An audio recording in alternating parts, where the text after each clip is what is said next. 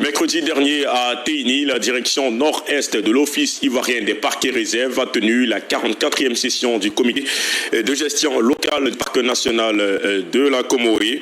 Il s'agit à travers cette initiative d'assurer le fonctionnement des organes à l'appui et également à la gestion durable de ce patrimoine mondial. Alassane Ouattara pour tous les détails.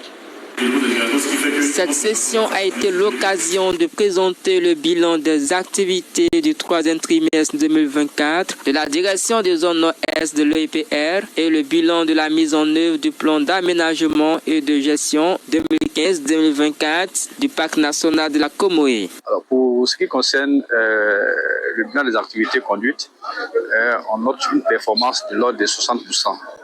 Et cette performance, quand bien même elle est salutaire, mais au cours du dernier trimestre, il s'agira de renforcer certaines actions, notamment la réalisation des infrastructures sociales de base, la réalisation des infrastructures comme le siège de la direction des zones, la réhabilitation de certaines pistes. Le bilan de la mise en œuvre du plan d'aménagement et de gestion 2015-2024 révèle une performance de 68%. Ouattara Kassoum Draman indique des actions à mener pour améliorer ces résultats. Il s'agira pour les prochaines années de renforcer les infrastructures autour du parc et dans le parc, et puis renforcer la collaboration avec les populations pour que tout ce que nous avons pu constater comme action négative, notamment au niveau de l'orpaillage, que cela soit en nette régression ou bien soit mis à néant.